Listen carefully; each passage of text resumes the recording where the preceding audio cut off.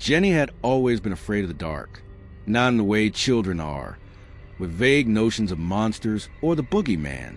Jenny's fear was different, older, more rooted, because for her, darkness wasn't just the absence of light, it was her entire world. At 7 years old, she'd gone blind, an autoimmune condition, aggressive and irreversible. In less than a week, colors vanished. Shapes turned to smears. Then nothing at all, just shadows, and eventually not even that. She remembered screaming in her sleep for months afterward. She never forgot the sensation of being swallowed. But time, as it does, dulled the panic. She adapted. She learned to navigate by sound, smell, touch. She memorized rooms and steps and textures. And she learned to smile when people told her how brave she was, though she never quite believed it herself. What truly saved her was Michael. They met in college. He was studying architecture, and she was auditing literature classes. He didn't speak to her like she was fragile. He had a voice full of warmth, and when he took her hand, she felt like she was anchored to something real. After they married, he became her eyes. He described the world with tenderness and detail. Sunsets, paintings, the way the light fell on their wedding cake. With him, she felt like she could see again in a way that mattered. So when he told her he had to leave for 3 days, just 3, for a business trip, Jenny smiled and told him she'd be fine. She wasn't. The first night, she filled the hours with routine, laundry, light cleaning, podcasts, an old fantasy audiobook she'd memorized long ago. The voice of the narrator gave her some peace. But when the house quieted and the dark pressing closer than usual, Jenny felt it. Unease curling in the corners of her chest. She missed Michael's footsteps, his reassuring voice. She missed the gentle touch on her shoulder when he passed by. She slept with his pillow hugged tightly to her chest, pretending it was him. That night, she dreamed of someone whispering in the hallway, a soft, sibilant sound. But when she sat up, heart pounding, the house was silent. The second night, everything was louder. The floor creaked with every step. The refrigerator's hum seemed lower, more guttural. Her audiobook couldn't hold her attention. Something felt wrong. She kept hearing things. Shifting fabric. Breathing in the next room. Something tapping slowly against the glass of the back door. Her imagination, she told herself. Stress. But she couldn't shake the feeling that something was watching her. Not just passively. Waiting. She didn't sleep. The third night, by the time the sun set, Jenny felt like her nerves were exposed to the air. Her skin tingled with electricity. She moved around the house, checking every lock, every curtain, every possible crevice. But she couldn't see if anything was hiding. She could only listen and feel. That night, she curled into bed tightly, Michael's pillow under her arm. Her body refused to relax. Her thoughts spiraled. And then she felt it. Not sound, not touch, just presence. Someone or something was in the room. At first, she tried to convince herself she was imagining it, but the air was too still. The hairs on her arms were standing straight. Her breath caught in her throat.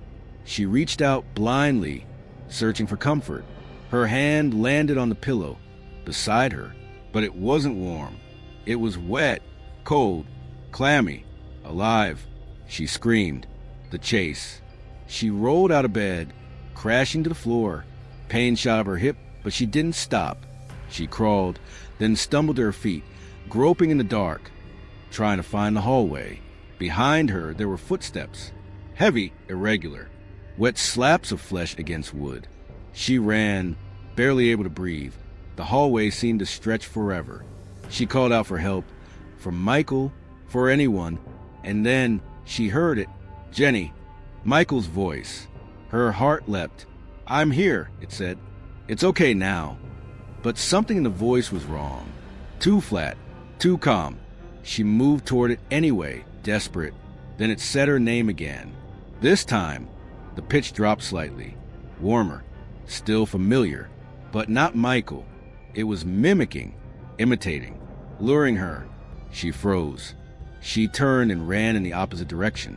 She didn't know where she was going. Just away. She could feel the thing following, its breath ice cold on her neck. Then everything went black. The hospital. When she opened her eyes, there were beeping machines and whispered voices. The scent of antiseptic filled her nose.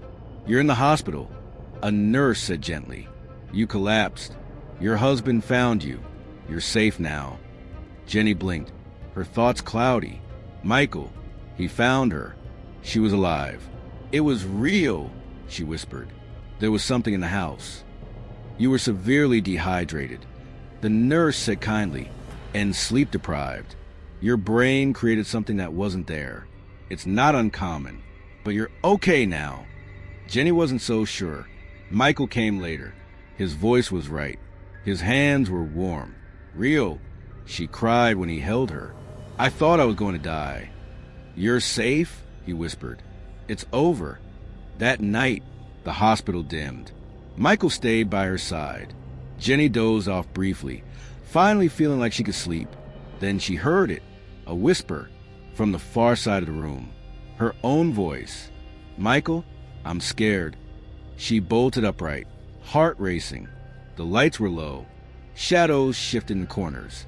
Michael stirred beside her, his hand still holding hers. She turned toward him slowly. His hand felt cold, too cold. She tried to pull away, but the grip tightened. And then, a second Michael walked into the room, carrying a coffee, smiling. "Hey, love, I brought you tea." Jenny froze. She looked back toward the one holding her hand, the face smiling at her from the chair. The thing that wasn't Michael. It grinned wider. Its eyes glimmered black. The lights flickered. Machines began to beep frantically. Jenny screamed. Weeks later, Michael brought Jenny home. She was quiet, shaken, changed. She wouldn't sleep unless the lights were on. She wouldn't be in a room alone. Sometimes, she whispered things under her breath, like prayers. One day, she asked Michael, "What if it followed me?" "It didn't," he said. "That was just your mind." But deep down, she knew. The thing that mimicked voices. The thing that waits in the dark. It had found her, and it liked her. The ending. That night, as Michael showered, Jenny sat on the edge of the bed, silent and still. Then her phone buzzed. A voicemail. She pressed play. It was her voice, whispering, from inside the hospital room. "Michael, I'm scared." Then laughter. Not hers. Low, guttural, inhuman. The lights flickered. Behind her, the closet door creaked open. Some things were familiar faces. Some things speak in voices you love. And some things never leave. They just wait for the lights to go out.